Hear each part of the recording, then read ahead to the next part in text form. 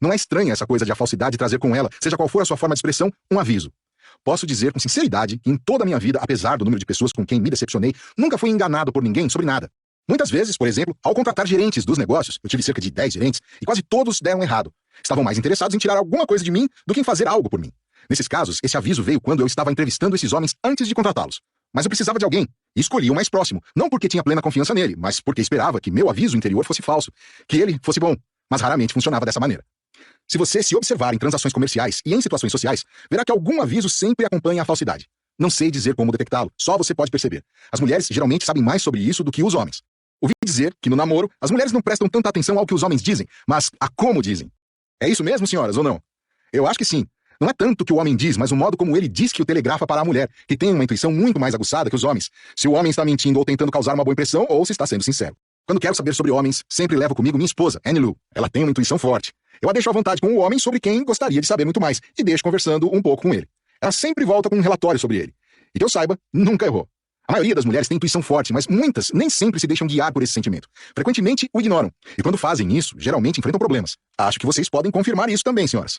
Ao procurar fatos com outras pessoas, e isso é muito importante, não divulgue a ela que fatos deseja encontrar, porque muitas pessoas têm o hábito de tentar agradar, mesmo que tenham que inventar ou exagerar. Aborde qualquer pessoa e pergunte a ela onde fica algum lugar pequeno e fora de mão, e ela vai apontar para a rua e diz, é por ali, siga uns 3 quilômetros, depois vira à esquerda, direita e continue 3 quilômetros, e depois siga mais 3 quilômetros e é lá.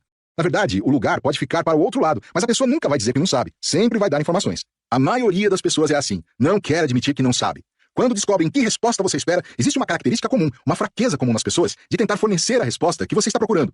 Lembre-se disso. Lembre-se de que, se você realmente quer informações, não dê à pessoa a quem pergunta a menor ideia do que acha que ela vai dizer. Assim, sem nenhuma orientação, talvez ela cometa um deslize e fale a verdade. Tudo isso vem sob o título de pensamento preciso. A ciência é a arte de organizar e classificar fatos. Quando você quiser ter certeza de que está lidando com fatos, procure fontes científicas para os testes, sempre que possível. Os homens da ciência não têm razão nem propensão para modificar ou mudar fatos, nem deturpá-los. Os cientistas são os pensadores mais precisos do mundo, porque estão procurando o que existe aqui, não o que gostariam de encontrar lá. Quando Madame Curie começou a pesquisar o rádio, quando ninguém sabia como era o rádio, não sabiam quantas moléculas no átomo, não sabiam onde pesquisar, ela começou com a mente aberta. Se não tivesse a mente aberta, nunca teria descoberto a existência do rádio. Ela chegou à hipótese, através de raciocínio indutivo, de que deveria haver um metal conhecido como rádio, e seguindo certos princípios da ciência, finalmente isolou e controlou o metal. Outra coisa sobre o pensamento preciso. Suas emoções nem sempre são confiáveis. Na verdade, geralmente são 95% não confiáveis. Isso tem a ver com todas as suas emoções, negativas e positivas.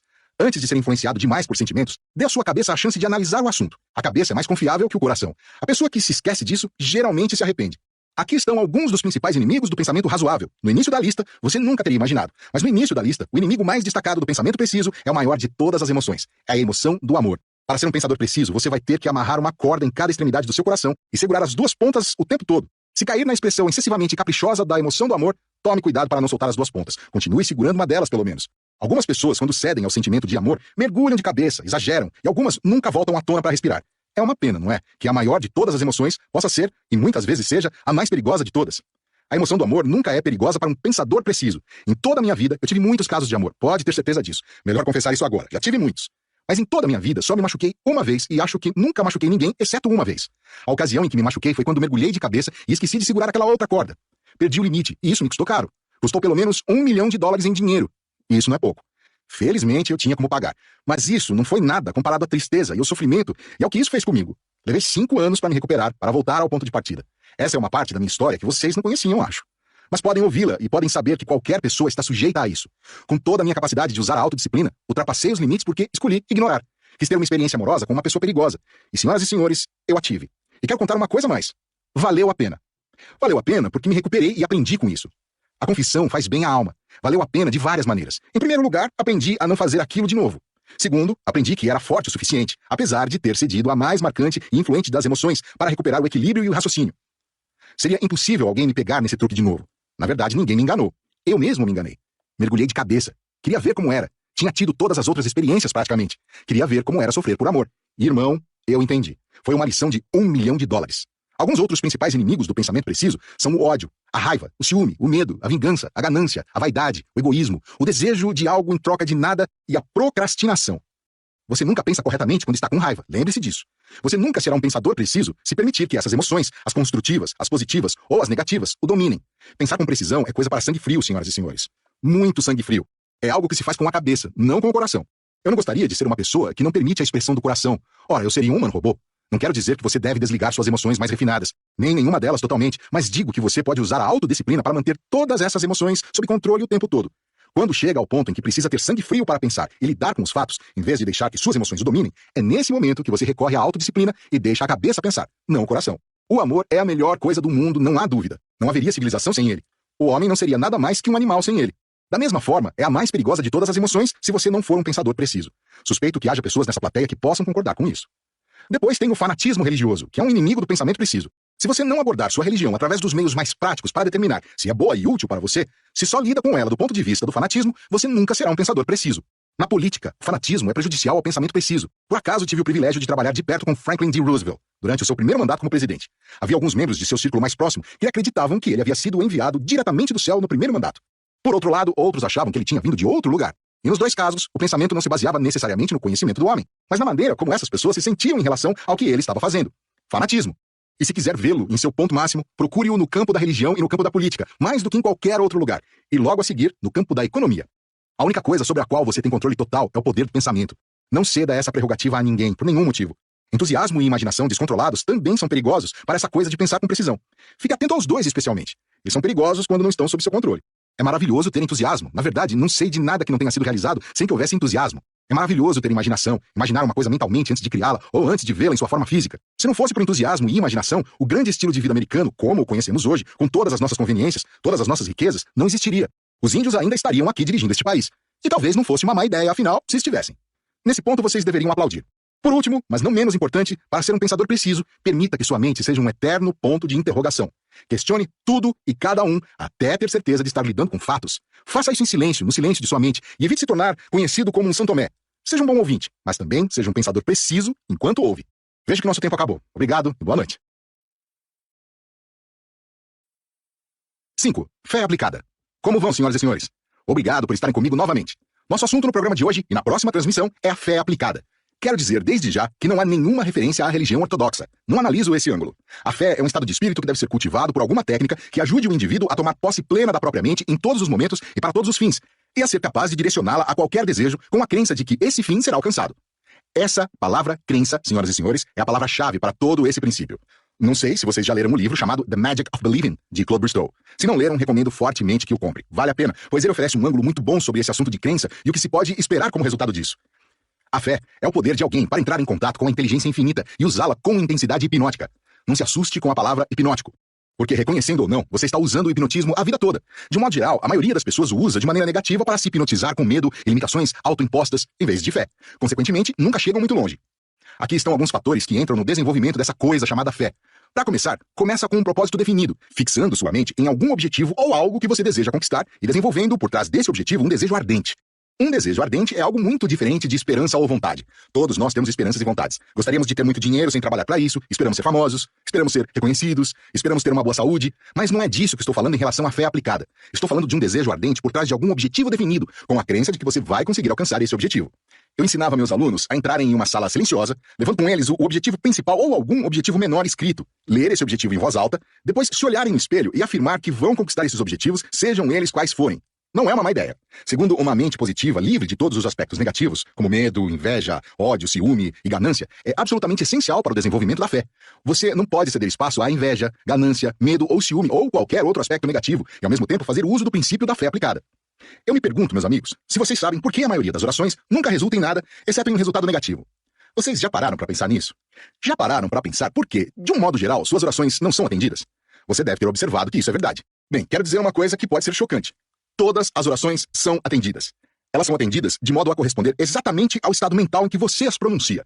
De um modo geral, quando rezamos, só rezamos depois que todo o resto falhou e estamos meio mortos de medo de alguma maneira, e acreditamos, ou mais ou menos acreditamos, que nossa prece não será atendida.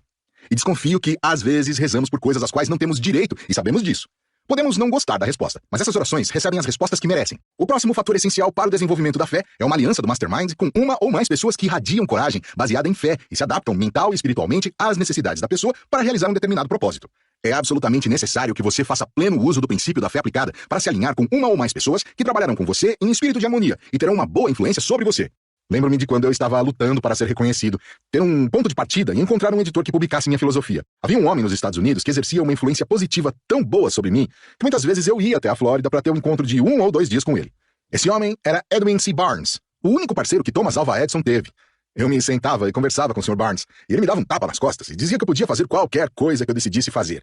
E em pouco tempo ele me convencia disso. Quando comecei a acreditar, descobri que era capaz. Há um lema em relação a esta palestra que eu espero que vocês adicionem às suas anotações, mas, mais importante, que gravem na mente. Esse lema é que tudo o que a mente pode conceber e acreditar, ela pode alcançar. Existem 3 palavras-chave nessa frase. Essas 3 palavras-chave são conceber, acreditar e alcançar. Muitas pessoas podem conceber ideias, elaborar planos, mas não acreditam suficientemente na capacidade de realizá-las e, consequentemente, têm resultados negativos. Em seguida, para desenvolver a fé, é preciso reconhecer o fato de que toda adversidade traz consigo a semente de um benefício equivalente. A menos que, e até que você aceite esse princípio, o entenda e comece a tirar proveito dele, não aproveitará ao máximo o princípio da fé aplicada. As circunstâncias da vida são tais que, não importa quem você é, o que está fazendo, ou quanto seus esforços são dignos de recompensa, você encontrará adversidades, derrotas, decepções e contratempos. Todo mundo encontra, mas em praticamente todas as circunstâncias, senhoras e senhores, há uma semente de benefício equivalente e você precisa acreditar nisso. Vou dar um exemplo. No outono passado, saí de nossa casa na Califórnia e fui fazer uma campanha publicitária na cidade de St. Louis. Gastei uma quantia considerável em dinheiro, por volta de $6.000. E pela primeira vez na vida, o rendimento das aulas não cobriu o que gastamos com publicidade. Tivemos um prejuízo de cerca de $5.500. Dá para dizer que foi uma adversidade. Eu acho que vocês diriam isso, ou até que foi uma derrota. Mas eu não aceitei esse contratempo como derrota. Disse aos meus funcionários e associados relacionados a essa campanha que não fazia a menor diferença se ganhávamos ou perdíamos dinheiro. No panorama geral, isso é só uma parte do que estamos fazendo, e dela sairia algo de bom. Quero chamar a atenção de vocês para uma consequência disso tudo. Um homem de Paris viu o nosso anúncio, foi a St. Louis e me induziu, como ele diz, a vir a Paris. E do meu contato com ele, surgiu esse movimento maravilhoso que vai impulsionar essa filosofia aos saltos. Se eu tivesse planejado deliberadamente vir a Paris e criar ou organizar essa série de programas de rádio e fazer dela um meio para levar essa filosofia ao povo, não poderia ter feito um trabalho melhor. E tudo isso ocorreu inesperadamente, em consequência dessa campanha fracassada. Não sei, mas acho que haverá outros benefícios. Mas só isso já valeu a pena. Não estamos no prejuízo aqui em Paris. Em seguida, deve existir um hábito de afirmar o objetivo principal definido ou o objetivo secundário na forma de uma oração, pelo menos uma vez ao dia. Não faz diferença qual a sua religião. Você certamente tem alguma forma de oração, algum método de oração. Deve acreditar na oração e, se aceitar suas orações e colocá-las definitivamente atrás do seu principal objetivo de vida, e fizer todas as orações todos os dias com a crença de que elas serão atendidas, você verá que certas mudanças ocorrerão em sua atitude mental e atrairão para você as coisas, pessoas e circunstâncias necessárias para realizar o objeto dessas orações ou o objetivo principal definido, seja ele qual for. Meu método funciona igualmente quando estou dormindo e quando estou acordado. Eu chamo isso de meus 8 príncipes. A razão pelo qual obtenho resultados tão maravilhosos desses 8 príncipes, todos criados por mim, é claro, é que acredito neles. Espero que trabalhem para mim. Espero que o príncipe da prosperidade financeira me mantenha abastecido com todos os recursos de que preciso. E até esse momento ele tem cumprido esse papel e ido além dele, garanto. Ele também é um cara legal de se ter por perto. Quero que saibam disso. E o príncipe da boa saúde física? Ele faz tudo por mim. Claro, na semana passada, vocês sabem, ele me decepcionou um pouco. Fiquei doente e perdi uma transmissão. Mas fui atrás dele, tivemos uma boa conversa e ele me prometeu que, se eu fosse realmente cuidadoso, não me decepcionaria novamente e não me deixaria mais perder um programa, como aconteceu na noite de sexta-feira. Aliás, é a primeira vez em toda a minha carreira que perco um programa por causa de saúde física. Porque eu tenho esse sistema maravilhoso, esse talismã esplêndido que cuida da minha saúde e faz um trabalho perfeito. O próximo é o príncipe da paz de espírito. Não conheço nada neste mundo que seja mais necessário ou mais importante para as pessoas do que ter paz de espírito. Não faz diferença quanto dinheiro você tem, quanto sucesso você pode alcançar ou quanta fama você pode conquistar. Se não tiver paz de espírito, você é realmente pobre. Eu chegaria ao ponto de dizer que o principal objetivo dessa filosofia é ajudar as pessoas a adquirir a fórmula pela qual elas podem alcançar e manter a paz de espírito. Não só ocasionalmente, mas continuamente. Em seguida, para desenvolver a fé aplicada, é preciso reconhecer a existência da inteligência infinita que organiza todo o universo. É preciso reconhecer que as individualidades e expressões minuciosas dessa inteligência, e como tal, da mente individual, não têm limitações, exceto aquelas estabelecidas na própria mente. Não é uma coisa maravilhosa para reconhecer e saber? Não há limitações para o uso da mente, exceto aquelas que você mesmo configura ou permite que as circunstâncias da vida configurem em seu lugar. Você pode enfrentar todas as circunstâncias da vida que limitam sua capacidade de pensar se decidir. Acho que se considerarmos que o Criador deu ao homem controle completo sobre apenas uma coisa, sua intenção deve ter sido que ela fosse a coisa mais importante do mundo. Como é estranho, meus amigos, que a civilização não tenha incluído em sua educação e religiões a importância desse maravilhoso presente do Criador, um dom tão poderoso que permite ao homem praticamente proclamar e realizar o próprio destino terrestre. Esse presente, preciso lembrar novamente, é o controle que você tem sobre sua mente, a capacidade de torná-la negativa ou positiva, a capacidade de pensar grande ou pequeno, a capacidade de estabelecer o próprio padrão quanto ao que deseja na vida e fazer a vida valer a pena de acordo com seus termos, ou aceitar as circunstâncias da vida e permitir que ela o cavalgue. Costumo comparar a vida a um cavalo, porque ela é algo que você pode cavalgar se quiser. Mas, se não tomar cuidado, o cavalo assume o controle e você o carrega. Você tem que escolher como vai ser. Pessoalmente, nunca aceitei da vida nada que não quisesse. Não tenho intenção de aceitar o futuro. Quando meu filho Blair nasceu sem orelhas, sem audição, nunca aceitei essa circunstância. Eu disse que sabia algo sobre o poder da fé, sobre o uso da mente subconsciente, e comecei imediatamente a construir um padrão através do qual essa criança receberia, e algum tipo de aparelho auditivo improvisado que permitiria a ela ouvir novamente. Eu poderia facilmente ter aceitado a condição quando os médicos me disseram que meu filho seria surdo e mudo a vida toda. Poderia facilmente ter aceitado essa condição como a última palavra e deixado para lá. Poderia facilmente ter começado a ensinar a ele leitura labial ou a linguagem dos sinais dos surdos-mudos, mas não queria que ele entendesse ou soubesse que essas coisas existiam. Imediatamente comecei a trabalhar nele com um espírito de fé, sabendo que não havia nada impossível, que aquilo que a mente pudesse conceber e acreditar, ela poderia alcançar. E em 9 anos, influenciei a natureza para improvisar nele aparelhos auditivos que deram a ele 65% de sua audição normal. Tive experiências tão maravilhosas, meus amigos, desfazendo circunstâncias que as pessoas chamariam de impossíveis pela fé aplicada, que conheço um pouco de seu poder.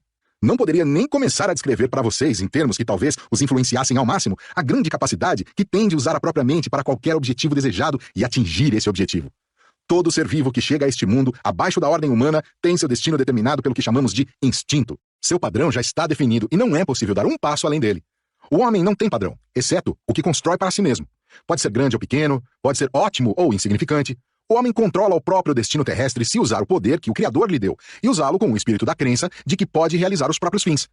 Sugiro que você faça um inventário cuidadoso de suas derrotas e adversidades passadas, a partir das quais se tornará óbvio que todas essas experiências carregavam a semente de um benefício equivalente. Você vai perceber que estou certo sobre isso. Agora vamos falar como criar uma atitude mental favorável à expressão da fé. Uma atitude mental porque, no fim, a fé aplicada não passa de uma atitude mental, e você controla a sua atitude mental. Essa é a única coisa que você controla. Você não controla sua esposa, senhores. Vocês sabem disso. Nem sempre controla sua conta bancária. Mas você controla sua atitude mental. Pode fazer o que quiser. Antes de tudo, ao tornar sua atitude mental favorável à expressão da fé, você deve saber o que deseja, decidir em sua mente que vai conseguir e decidir o que vai dar em troca. Eu sei que não recomendo. Entendo que há algumas pessoas no mundo que gostariam de ter coisas sem pagar por elas, mas isso não faz parte dessa filosofia. Segundo, quando afirmar o objetivo de seus desejos através da oração, deixe sua imaginação já se ver de posse dele. Você pode pensar que isso é difícil de fazer.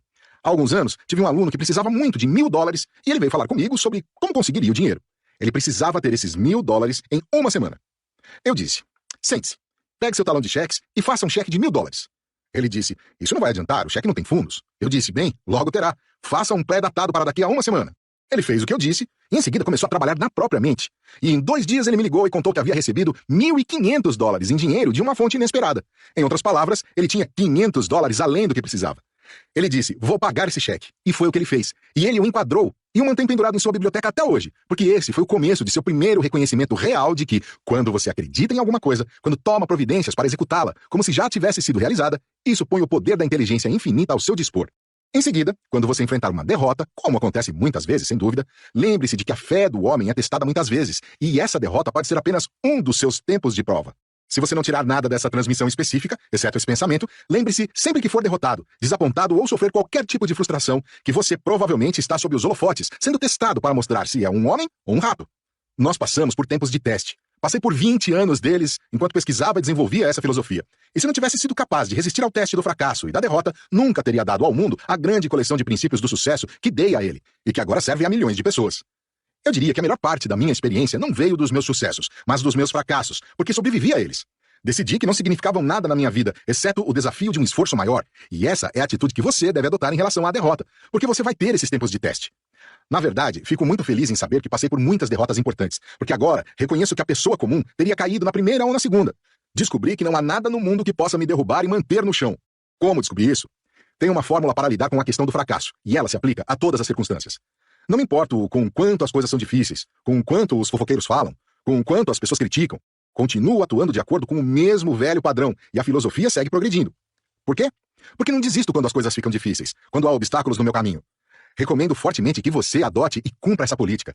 Este é mais um exemplo de perseverança, de não desistir, de não seguir o caminho de menor resistência percorrido por todos os rios e alguns homens sem direção. Depois, qualquer estado mental negativo destruirá o poder da fé e resultará em uma conclusão negativa. Seu estado de espírito é tudo. Você deve ter um desejo ardente. Vamos descobrir o que é um desejo ardente. O que eu quero dizer com desejo ardente? Um desejo ardente é um objetivo tão firmemente definido em sua mente que você o leva para a cama à noite, acorda com ele de manhã, é acordado no meio da noite por ele, provavelmente, fala sobre ele, pensa nele, come com ele, dorme com ele, se agarra a ele, e mais tarde ele se agarra a você.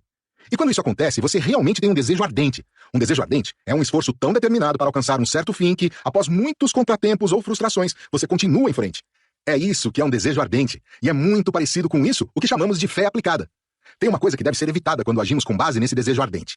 A natureza desaprova todos os esforços de indivíduos que causam dificuldades ou injustiças a outras pessoas.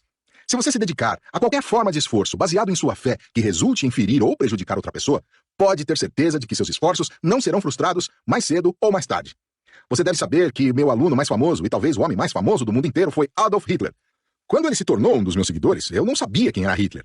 Autografei um conjunto de livros para ele em 1930, muito antes de suas intenções serem conhecidas. Mais tarde, ele retirou dessa filosofia os 15 princípios que lhe davam poder, os princípios do poder, e ignorou os 2 princípios destinados a dar orientação moral no uso desse poder. E o que aconteceu com Hitler? Eu não preciso contar. Ele esteve a um passo de destruir a civilização. Quero adverti-los contra a negligência dos 2 princípios que ele ignorou, fazer o esforço extra e a regra de ouro, e foram colocadas ali especificamente com o objetivo de dar orientação moral no uso do poder que advém desses outros princípios. Bem, pessoal, vejo que nosso tempo acabou por hoje. Por favor, junte-se a mim na próxima vez para uma discussão mais aprofundada sobre a fé aplicada. 7. As 15 maiores causas de fracasso. Boa noite, senhoras e senhores, e sejam bem-vindos ao primeiro de 2 programas sobre as causas do fracasso. Como muitos de vocês sabem, tive o privilégio de dar ao mundo a primeira filosofia prática do sucesso, e para proporcionar uma filosofia que traga sucesso às pessoas, é necessário não só dizer o que fazer, mas também o que não fazer. É tão importante conhecer o lado negativo quanto o positivo.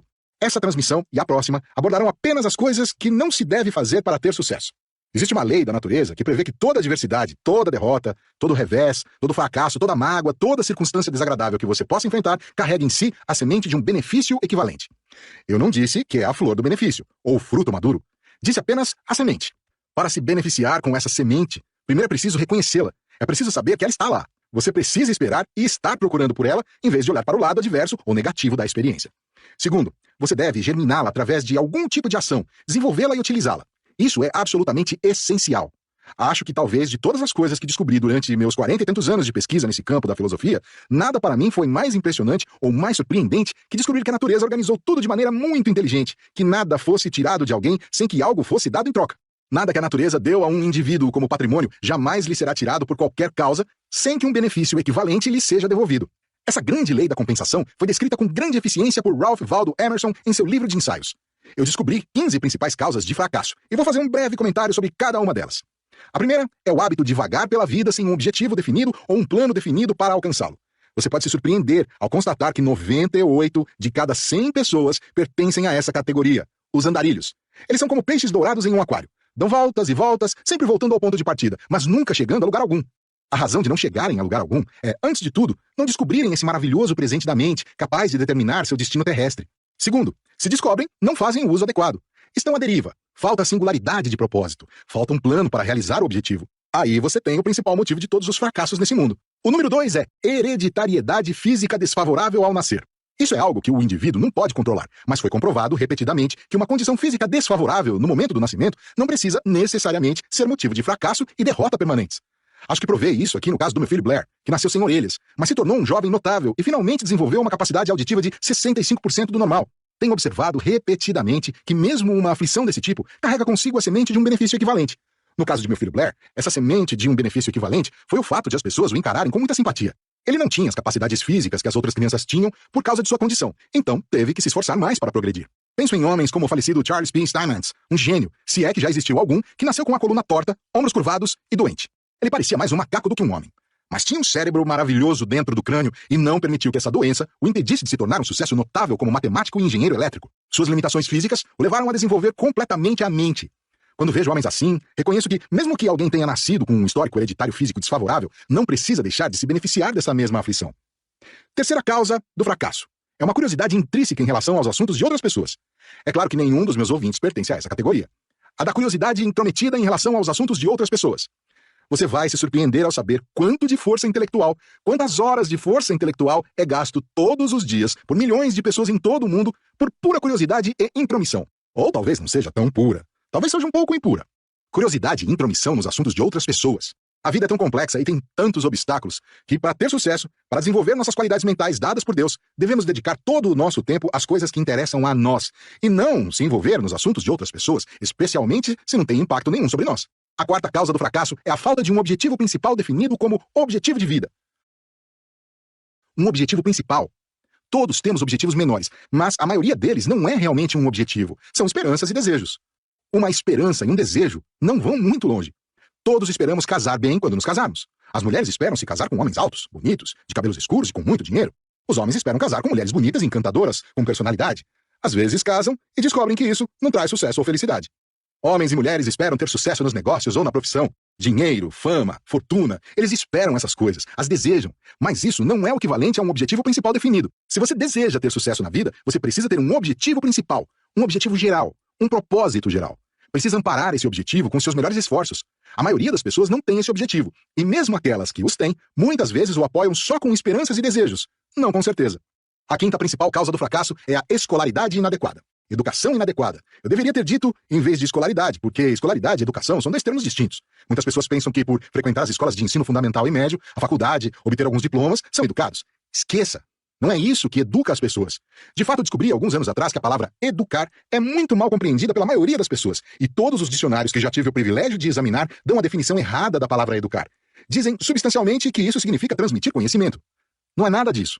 A palavra educar vem do latim, se não me engano, educio, que significa extrair, desenvolver de dentro para fora.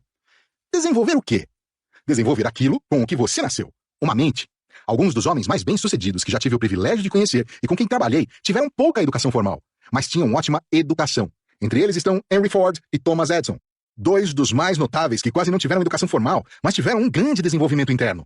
Eles se desenvolveram reconhecendo os poderes da própria mente, reconhecendo que o Criador deu ao homem controle sobre apenas uma coisa, que é o direito de fazer sua mente funcionar sempre como ele quisesse, de maneira negativa ou positiva. É isso que educa as pessoas. Se você está procurando uma pessoa educada, precisa encontrar uma pessoa que se descobriu. De um modo geral, quando você encontra, vê que ela se formou na maior de todas as universidades, na qual eu tenho um mestrado, a Universidade dos Tombos Feios. É uma das melhores escolas da face da Terra, e se você conseguir sobreviver, se for capaz de fazer todas as provas e passar por elas, é provável que se torne realmente uma pessoa educada, não apenas uma pessoa instruída. Uma pessoa escolarizada, geralmente, é só uma pessoa que tem boa memória e consegue se lembrar de fatos pelo tempo suficiente para sobreviver ao momento do exame. Espero não estar dizendo nada que ofenda alguns dos meus ouvintes professores, mas se estou, ainda assim devo afirmar que o que digo é verdade. Não é culpa dos professores que nosso sistema seja o que é. É culpa do próprio sistema escolar, que as pessoas não aprendam o verdadeiro significado da educação e que não tenhamos sistemas escolares que realmente eduquem as pessoas. As pessoas aprendem fazendo, conhecendo, sendo deixadas encarregadas de si mesmas e apresentadas a elas mesmas. Aquele outro eu, aquele que você não vê quando se olha no espelho. Muitas pessoas acreditam, quando se olham no espelho, veem o verdadeiro eu. Mas não veem nada. Elas enxergam a casa onde o verdadeiro eu vive. Se descobrem esse outro eu e o utilizam como o Criador pretendia, é possível que sejam educadas e, consequentemente, bem-sucedidas. A sexta causa do fracasso é a falta de autodisciplina, que geralmente se manifesta nos excessos com comida, bebida e sexo, e na indiferença em relação à oportunidade de progresso pessoal. Falta de autodisciplina. O que significa autodisciplina? Significa que você assume o controle total da própria mente e ela faz o que você quer, em vez de ser influenciado pela mente dos vizinhos ou pessoas próximas a você ou por aqueles que o criticam. É isso que significa autodisciplina. Quer dizer que você administra a própria vida. Isso não agrada muita gente. Há pessoas que querem cuidar da vida das outras. Isso acontece com muita frequência nas famílias. Algum membro da família quer administrar a vida de todos os membros. Fui criado em uma família assim. Mas, felizmente, apaguei os rastros. Eu era um menino muito ruim e fico feliz por ter sido. Era tão mal que não ouvia ninguém e não permitia que meu pai ou qualquer outra pessoa me controlasse. Pensava por conta própria. Não eram bons pensamentos no início, mas finalmente fui corrigindo e mirei as coisas que contribuem para o sucesso da vida. Eu não teria feito isso se não tivesse tido alguma autodisciplina. Também ouvi algumas críticas ao longo dos anos. Tive autodisciplina suficiente para não prestar atenção nelas, nas críticas. A sétima é a falta de ambição para pretender mais que a mediocridade. Essa é uma das principais causas do fracasso. Falta de ambição para pretender mais que a mediocridade. As pessoas vêm ao mundo sem o seu consentimento. Passam um tempo indo à escola e arrumam um emprego. Que tipo de trabalho? Qualquer tipo de trabalho que sirva para ganhar a vida. Um trabalho de que elas gostam? Não necessariamente. Mas elas precisam comer, dormir embaixo de um teto e vestir roupas. Percorrem todo o caminho da vida sem nunca pretender nada além que o suficiente só para manter a alma e o corpo juntos. E praticamente sempre, isso é só o que extraem da vida. De vez em quando, um homem ou uma mulher sai da linha e diz: estou buscando um objetivo muito maior que qualquer coisa que meu pessoal já conquistou. Se essa pessoa mantém esse objetivo e o conquista, esse é um feito raro a ser aplaudido. A oitava causa é a falta de saúde, geralmente devido ao pensamento errado, dieta inadequada e falta de exercício. Problemas de saúde podem ser causa de fracasso, mas se você vive corretamente e se alimenta corretamente, se exercita corretamente e pensa corretamente, é provável que não seja incomodado por problemas de saúde. A maioria das doenças se deve a maus pensamentos, alimentação ruim e exercícios errados, principalmente pensamentos ruins. Você sabe que muitas pessoas que vão ao consultório médico, não quero dizer as que estão hospitalizadas ou acamadas, mas muitas que vão pelas próprias pernas e podem caminhar até o consultório médico, sofrem de nada mais sério que uma certa palavra de $64 chamada hipocondria, que significa doença imaginária. Pense nisso. Você pode ficar muito doente se concentrar no fato de que ficará doente. Aliás, você pode estar muito doente e se decidir que vai melhorar, as chances são de que também pode melhorar. A nona principal causa de fracasso são as influências ambientais desfavoráveis durante a infância. Conheci muitas pessoas que eram um fracasso e nunca serão outra coisa por causa de certas influências negativas sofridas durante a infância. Eu tive um monte de influências para superar. Sei o que elas podem fazer com as pessoas. Mas tive uma boa ajuda de minha madrasta e de Andrew Carnegie, e um dos homens que trabalharam comigo na construção dessa filosofia. Tive sorte na vida, tanta sorte, que me livrei das influências negativas que sofri na minha infância e que seriam suficientes para me levar ao fracasso se não as tivesse superado. A causa número 10 é a falta de persistência em terminar o que se inicia. Persistência. Vocês sabem, todo mundo é bom para começar, mas bem poucos são bons para finalizar. Vocês têm alguma ideia, senhoras e senhores, de quantas vezes a pessoa comum precisa enfrentar o fracasso ou a derrota antes de desistir? Vocês têm alguma ideia? Bem, eu odiaria informar aqui as estatísticas reais sobre isso. Vocês ficariam surpresos, mas há um grande número de pessoas que desistem e aceitam a derrota antes mesmo de começar, porque não têm coragem e nunca começam nada, muito menos levam alguma coisa até a sua conclusão. Se você reconhecer os padrões de vida observando outras pessoas, verá que está nas cartas de todo mundo sofrer alguma derrota. A pessoa que obtém sucesso usa a derrota não como uma pedra onde tropeça, mas como um trampolim e salta dela com um desejo maior, maior força de vontade, maior determinação e maior fé. Desistir antes ou depois de enfrentar as adversidades garante o fracasso. A 11ª causa do fracasso é uma atitude mental negativa. Uma atitude mental negativa. Tome a pessoa comum e coloque qualquer tipo de proposição diante dela. Uma nova proposição. Alguma coisa em que, talvez, exista uma grande oportunidade para ela se beneficiar. Qual é a reação dessa pessoa? Eu posso dizer qual é. Imediatamente ela começa a pensar em todas as coisas relacionadas a essa proposta que ela não sabe fazer e não sabe administrar. Quando Andrew Carnegie me ofereceu a oportunidade de me tornar o autor da primeira filosofia de conquista individual do mundo, e o Sr. Carnegie garantiu que eu teria o apoio dos homens mais bem-sucedidos da América, a quem ele me apresentaria, pensei por um tempo que parecia interminável, procurando as palavras para dizer a ele que não tinha educação, eu não tinha bagagem, não tinha meios para me sustentar. Consegui pensar em uma dezena de razões para não aceitar essa incumbência. Uma das mais notáveis era não saber exatamente o significado da palavra filosofia. Quando deixei o escritório do Sr. Carnegie, tive que ir à biblioteca pública para procurar, ver exatamente o que isso significava. Era esse meu grau de desespero.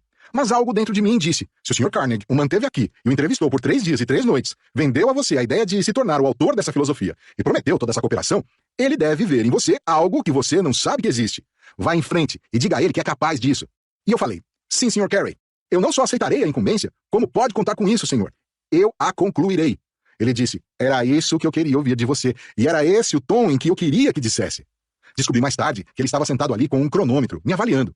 Ele me deu 60 segundos para dizer sim ou não, depois que tomei conhecimento de todos os fatos. Descobri que havia consumido exatamente 29 segundos. Tinha mais 31 segundos entre mim e um destino que nenhum outro autor da minha área jamais conheceu na história desse mundo. Faltavam 31 segundos, senhoras e senhores. Por ter pensado naquele lado positivo, naquele lado do sim, no lado do posso fazer, não deixei passar 31 segundos que me eliminariam. Você sabe que existe um grande rio fluindo na vida. É um rio estranho. A maioria das pessoas nunca ouviu, mas ele afeta suas vidas. A maioria das pessoas esteve de um lado ou de outro. A estranheza desse rio está no fato de que metade dele flui em uma direção, e todos que entram desse lado são levados ao sucesso inevitavelmente, independente do que façam. A outra metade flui na direção oposta, e todos que entram desse lado, também, inevitavelmente, são levados ao fracasso, não importa quanta educação eles tenham, e não importa quanto esforço possam fazer na vida. E você diz, fantástico, quem já ouviu falar de um rio como esse? Você pode não reconhecer, senhoras e senhores, mas você está nesse rio de um lado ou de outro neste exato momento. Cada um de vocês. Você está no lado negativo ou no lado positivo. Um ou outro tão certo quanto está vivo. E o que é esse rio? Não é um rio imaginário, é um rio realista. É a mente humana, o poder da mente humana. E você tem controle sobre ela. É a única coisa nesse mundo que você controla ou pode controlar. Você pode mudar para o lado positivo e em uma fração de segundo pode sair da classe do fracasso para a classe do sucesso por meio de seu pensamento, de seus processos mentais, de sua atitude. Adversidades? Todos nós encontramos adversidades. Mas uma pessoa que aprendeu a se mover adequadamente por esse rio e